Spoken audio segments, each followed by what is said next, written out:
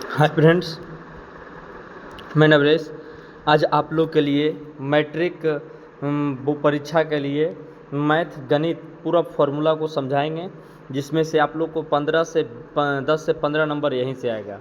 और इसका PDF download करें, मैसेज करें कि मुझे पीडीएफ चाहिए, तो मैं टेलीग्राम या व्हाट्सएप ग्रुप पे भेज दूंगा। टोटल पीडीएफ एक एक ही पीडीएफ में सारी फॉर्मूला हो जाएगी, ठीक है। तो आज आप लोग का ये श्रेणी होगा, जिसमें से ये महत्वपूर्ण श्रेणी होगा। देख सकते हैं यहाँ पे जो लिखा हुआ है कि मैट्रिक परीक्षा के लिए मैथ का गणित पूरा फॉर्मूला एक ही वीडियो में आएगा, ठीक है। लगभग हर चैप्टर का ये फॉर्मूला मिलेगा, ठीक है। तो देख सकते हैं, तो पहला जो चैप्टर चल रहा है, दूसरा पहला जो फॉर्मूला चलेंगे उसमें कहा गया है क्या चीज़, देख सकते हैं क्या है। अभी जस्ट दिखाने वाला हूँ। बोला यूक्लिड विभाजन एल्गोरिथम। यूक्लिड विभाजन एल्गोरिथम क्या है? यूक्लिड विभाजन एल्गोरिथम का प्रयोग होता है यूक्लिड विभाजन एल्गोरिथम का ए बराबर बी क्यू प्लस आर। क्या चीज़? भाज्य बराबर भाजक गुने भागफल प्लस शेष। भाजक बराबर भाजक गुने भागफल प्लस शेष। भाज्य भाग दिए, भाज आएगा, भागफल और प्लस क्या है? शेषफल है। ये था यूक्लिड विभाजन का प्रमेय। तो दूसरा जो है, दूसरा में क्या कहा गया है? दूसरा में कहा गया है क्या चीज़? दूसरा जो फॉर्मूला है देख सकते हैं, दूसरा नंबर में कहा गया पहली संख्या एचसीएफ और एचसीएफ दिया गया, ठीक है। अर्थात यहाँ पे दिया गया क्या चीज़? पहली संख्या गुने दूसरी संख्या बराबर एचसीएफ गुने एलसीएम। एचसीएफ गुने एलसीएम होता है। देख सकते हैं आप लोग कितने आसानी से लिख दिया गया है कि पहली संख्या गुने दूसरी संख्या बराबर लासा गुने मासा कह सकते हैं, या फिर एलसीएम को कहते हैं लासा, और एचसीएफ को कहते हैं क्या चीज़? मासा कहते हैं, ठीक है। तो देख सकते हैं अगला जो प्रश्न किया गया है वो आप लोग का चौथा पेज नंबर में होगा। और चौथा पेज नंबर में कहा गया है क्या चीज़ की? प्राकृतिक संख्या किसे कहते हैं? गिनती की संख्या को प्राकृतिक संख्या कहते हैं। आप लोग सुने होंगे, पिछले वीडियो में बताए थे, लेकिन इस फॉर्मूला पे है। बोला प्राकृतिक संख्या, गिनती की संख्याओं को प्राकृतिक संख्या कहते हैं। 1 2 3 4 5। बोला पूर्ण संख्या, गिनती की संख्या में अगर शून्य के शामिल करने से, जो यहाँ पे शून्य गलती लिखा हुआ है, यहाँ पे लिख देना चाहिए शून्य को शामिल कर लेने से जो पूर्णांक होता है उसे पूर्णांक कहते हैं, पूर्ण संख्या कहते हैं। बोला 0 1 2 3। सम संख्या किसे कहते हैं? और जो 2 से पूरा कट जाए उसे सम संख्या कहते हैं। 2 4 6 8 10 12। विषम संख्या किसे कहते हैं? जो 2 से पूरा नहीं कटे उसे क्या कहते हैं? विषम संख्या कहते हैं। अभाज्य संख्या किसे कहते हैं? जो एक और खुद के सिवाय किसी अन्य संख्या से कट जाए उसे क्या ना कटे उस कट जाए उसे क्या कहते हैं? भाज्य संख्या कहते हैं, ठीक है। तो यहाँ पे भाज्य संख्या आया 4 6 8 10। उसके बाद नंबर बताता हूँ, उसके बाद अभी जस्ट बताएंगे, ठीक है। क्या कहा गया? अभाज्य संख्या। अभाज्य संख्या क्या कहा गया? अभाज्य में कहा गया है कि ऐसा संख्या जो एक और खुद के सिवाय से किसी अन्य संख्या से नहीं कटे उसे कहते हैं अभाज्य संख्या। जैसे 2 3 5 7 11। सबसे छोटी कहेगा अभाज्य संख्या पूछेगा, तो सबसे छोटी अभाज्य संख्या क्या होती है? 2 है। सबसे छोटी अभाज्य संख्या कितनी है? 2 है। अगला प्रश्न कहा गया है क्या चीज़? अगला प्रश्न में कहा गया है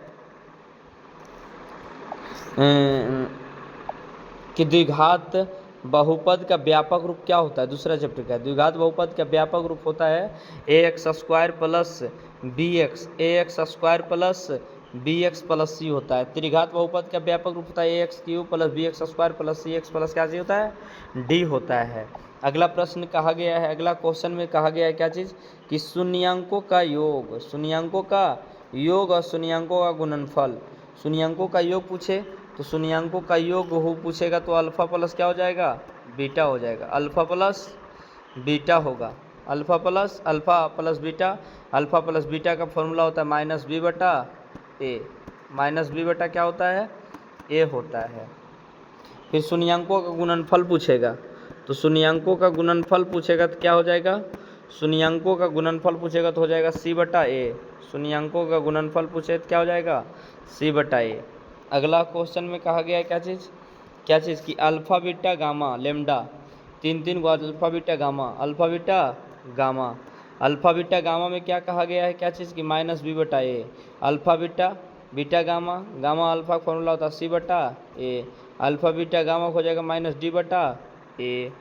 अगला प्रश्न कहा गया, अगला क्वेश्चन में क्या चीज़ है कि अगला जो है वो बोला गया आरेख आलेख वाला जो है, बोला A1 बटा A2 बराबर B1 बटा B2 का फॉर्मूला क्या होता है, A1 बटा A2 का फॉर्मूला B1 बटा B2 का हो जाएगा आलेख संपाती होगा, इसका अनगिनत हल होगा और संगत होगा।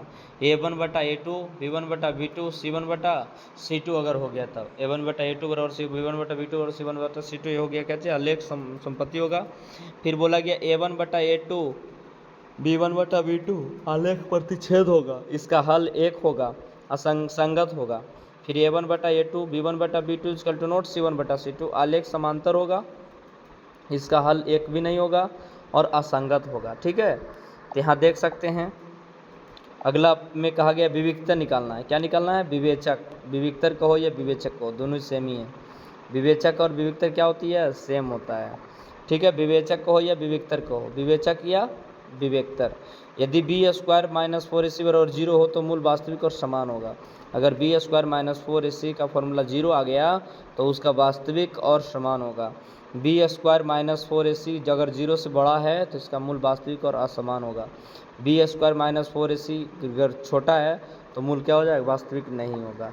ठीक है, तो अगला पेज में क्या गया, क्या द्विघात बहुपद का फॉर्मूला, द्विघात सूत्र minus B plus minus root under B square minus 4ac क्या है, minus B plus minus root under B square minus 4a और c, ठीक है, और बटा 2a। इसी को दो बार करके लिखा है इन्होंने, एक बार माइनस में लिखा है, एक बार प्लस में लिखा है। ठीक है, तो अब अगला में आता है क्या है, कहा गया बात है एपी में an का फॉर्मूला पूछे या tn का फॉर्मूला पूछे, an रहे या tn रहे, an रहे या क्या चीज़ रहे, tn, तो दोनों का क्या है, सेम ही है। तो tn का फॉर्मूला पूछेगा तो हो जाएगा क्या चीज़, a plus n minus 1 into D, a plus n minus 1 into D. अब पूछेगा एस तो एस का फॉर्मूला क्या हो जाएगा, n बटा 2 n बटा 2, अब हो जाएगा into 2a plus n minus 1 into D होता है। अब बोला एस का एक और फॉर्मूला होता है, एस का फॉर्मूला वो पूछेगा तो n बटा 2 प्लस ए प्लस ए होता है प्रथम पद, एस होता है योग, ए और आई होता है अंतिम पद, डी होता है सार्वंतर और n होता है पदों की संख्या। ठीक है, अगला में कहा गया क्या चीज़, अब आते हैं पाद में, कौन से चीज़ में आते हैं, पाद पूछे या चतुर्थांश पूछे या क्वाड्रेंट पूछे। ठीक है, तो आप लोग देख सकते हैं क्या है, कोटि का चिन्ह, कोटि का चिन्ह में कहा गया प्रथम पाद, ये द्वितीय पाद, ये तृतीय पाद, ये चतुर्थ पाद होता है। ठीक है, ये सेकेंड है, ये फर्स्ट, ये सेकेंड, ये थर्ड, ये फोर्थ। तो प्रथम पद क्या होता है, प्लस प्लस होता है। ठीक है, द्वितीय पद क्या होता है, माइनस प्लस होता है। फिर बोला गया तृतीय पद क्या होता है, माइनस माइनस होता है। चतुर्थ पद प्लस माइनस होता है। प्रथम पद बोला गया प्लस प्लस, द्वितीय पद माइनस प्लस, तृतीय पद माइनस माइनस, चतुर्थ पद प्लस माइनस। तो ये आप लोग याद कर सकते हैं। फिर कहा गया त्रिभुज का निर्देशांक निकालना हो तो इसका फुल मध्य पूछेगा ना, तो ये हो जाएगा क्या चीज़, x1 plus x2 plus x3 बटा 3 और y1 प्लस y2 बटा 3, x1 प्लस x2 बटा 3 और y1 प्लस y2 बटा कितना हो जाएगा, 3 होगा। ठीक है, तो अब आते हैं दो बिंदुओं के बीच की दूरी, तो दो बिंदुओं के बीच की दूरी पूछेगा तो हो जाएगा क्या चीज़, root under x2 minus x1 और एक y2 माइनस y1 के whole square, x2 minus x1 के whole square into y plus y1 minus y2 के होल स्क्वायर। ठीक है, तो आगे नंबर प्रश्न में कहा गया क्या चीज़ होगा, 15 पेज नंबर हुआ। अगला 16 मूल बिंदु का दूरी पूछेगा, तो मूल बिंदु का दूरी पूछेगा तो क्या हो जाएगा, X square plus Y square, X square plus क्या चीज़ होगा, वाई स्क्वायर होगा। ठीक है, तो देख सकते हैं अगला में पेज नंबर में कहा गया मध्य बिंदु का निर्देशांक पूछेगा तो हो जाएगा x1 प्लस x2 बटा 2, x1 प्लस x2 बटा 2 और प्लस y1 बटा y प्लस क्या चीज़ 2 होता है। ठीक है, तो ये हो गया। अब आते हैं 17 से 18 नंबर पेज नंबर में विभाजन सूत्र, अंतर विभाजन का फॉर्मूला ये विभाजन फॉर्मूला है। अंतर विभाजन में प्लस होता है और बाह्य विभाजन में क्या होती है, माइनस होता है। ठीक है, अंतर विभाजन में प्लस होता है, बाह्य विभाजन में माइनस होता है। तो ये हो जाएगा mx2 और प्लस mx1 बटा m प्लस n होता है। ठीक है, तो बोला गया क्या चीज़ की विभाजन सूत्र में कहा गया क्या चीज़ की m1 x2 plus m2 x1 बटा m प्लस n। फिर पूछेगा कि m/1 plus n/2 plus n plus n। ये हो गया क्या चीज़, विभाजन सूत्र का फॉर्मूला। ठीक है, तो अब आते हैं त्रिभुज का क्षेत्रफल। त्रिभुज का क्षेत्रफल में कहा गया क्या चीज़ कि 1/2 कि 1/3 1/2 1/2 होगा और x1 into by 2 minus by 3 plus x2 by 3 minus by 1 plus x3 by 1 minus by 2 होगा। ठीक है, तो देख सकते हैं यहाँ पे कहा गया है 19 नंबर पेज नंबर चल गए। आते हैं त्रिकोणमिति में। त्रिकोणमिति में क्या कहा गया है, त्रिकोणमिति में कहा गया कर्ण स्क्वायर और लंब स्क्वायर प्लस आधार स्क्वायर, लेकिन ये सारा फॉर्मूला लिख दिया पहले, ऑलरेडी पहले ही है। तो कर्ण बराबर हो जाएगा रूट अंडर एल लंबा square plus root under L लंबा स्क्वायर प्लस आधार स्क्वायर, रूट अंडर प्लस लंब स्क्वायर प्लस आधार स्क्वायर। लंब बराबर पूछेगा तो रूट अंडर कर्ण स्क्वायर माइनस आधार स्क्वायर, आधार बराबर पूछेगा तो कर्ण स्क्वायर माइनस लंब स्क्वायर होगा। ठीक है, तो यहाँ से अब आते हैं त्रिकोणमिति का फॉर्मूला पे है। तो साइन थीटा, तो साइन थीटा क्या हो जाएगा, साइन थीटा का ये सब फॉर्मूला मैंने यूट्यूब पे पहले और ऑलरेडी पहले उपलब्ध करा दिया हूँ। साइन थीटा का फॉर्मूला हो जाएगा क्या चीज़ की लंब बटा कर्ण। साइन थीटा होता है लंब बटा कर्ण, इसी को कहते हैं क्या चीज़ p बटा h, इसको कहते हैं क्या चीज़ h बटा p, इसका उल्टा है। ठीक है, h बटा p हो जाएगा। कॉस थीटा पूछेगा तो धार बटा कर्ण, b बटा क्या हो जाएगा h होगा, और इसका हो जाएगा h बटा b, इसका वो विपरीत होगा। ठीक है, अब आते हैं कई नंबर टेन थीटा लंब बटा आधार, टेन लंब बटा भी आधार होता है p बटा b होगा, ये उलट जाएगा, b बटा क्या हो जाएगा p हो जाएगा।